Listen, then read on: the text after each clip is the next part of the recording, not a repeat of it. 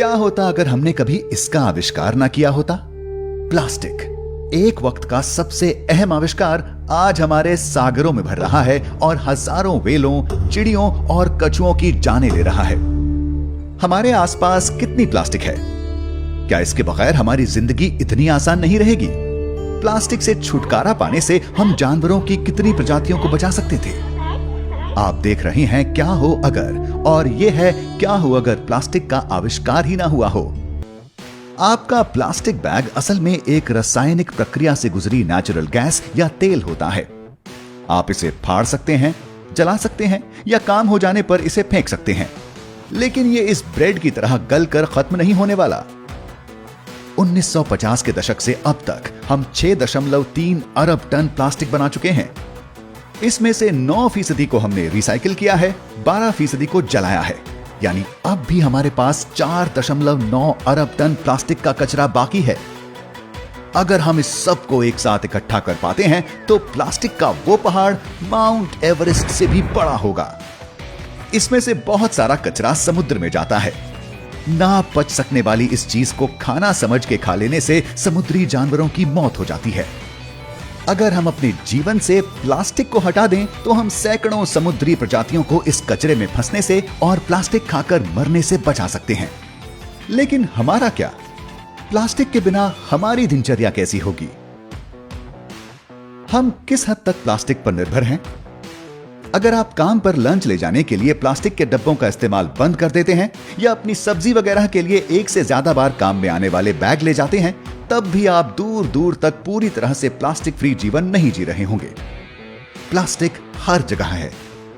Aluminium can में plastic का कुछ हिस्सा होता है, इसके बिना आपकी कोक 3 दिन में खराब हो जाएगी। पेपर के कपों में भी प्लास्टिक की एक पतली परत छुपी होती है। आपको क्या लगता है ये गीली चीजों को कैसे रोक पाता है? प्लास्टिक ना होने का मतलब टी बैग्स भी नहीं होंगे, क्योंकि ये पॉलीइथाइलीन के साथ हीट सील्ड होते हैं। प्लास्टिक के बिना घर के सामानों की खरीदारी बहुत अलग हो जाएगी। तरल चीजें कांच की बोतलों में आएंगी, मीट और चीज पेपर में लपेटी जाएगी। आप अपना सामान पेपर से बने बैग और गत्तों में लाया करेंगे। प्लास्टिक पैकेजिंग का सबसे बड़ा फायदा यह है कि ये खाने को ताजा रखती है। खाने को बचाए रखने के इस आम तरीके के ना होने से हमारा ज्यादातर खाना लोकल ही उगाए जाने की जरूरत होगी और इनमें से ज्यादातर चीजें केवल सीजन होने पर ही मिलेंगी।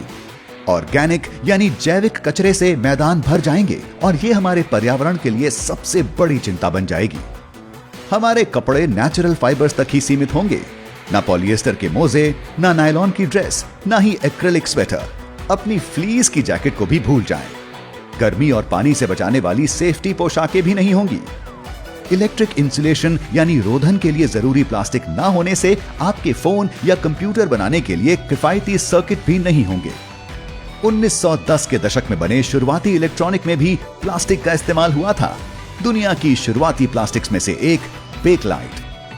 प्लास्टिक के बिना हम 1870 में ही जी रहे होते। तारों पर कम चलने वाली और खतरनाक लैकर और रबर चढ़ा रहे होते। सस्ते इलेक्ट्रॉनिक्स की दिशा में जो कुछ भी सफलता हमने हासिल की है वो कभी ना मिली होती। लेकिन कम से कम हम धरती को कॉफी के बेकार कप्स, पानी की बोतलों, टूथब्रश और प्लास्टिक की दूसरी चीजों के साथ प्रदूषित तो नहीं कर रहे होते। और 700 समुद्री प्रजातियों पर प्लास्टिक के कचरे का असर भी नहीं होता। अगर प्लास्टिक के दूर जाने का ख्याल आपको परेशान नहीं करता तो आप केन्या या बांग्लादेश में बस सकते हैं, जहां प्लास्टिक बैग का इस्तेमाल गैर कानूनी है।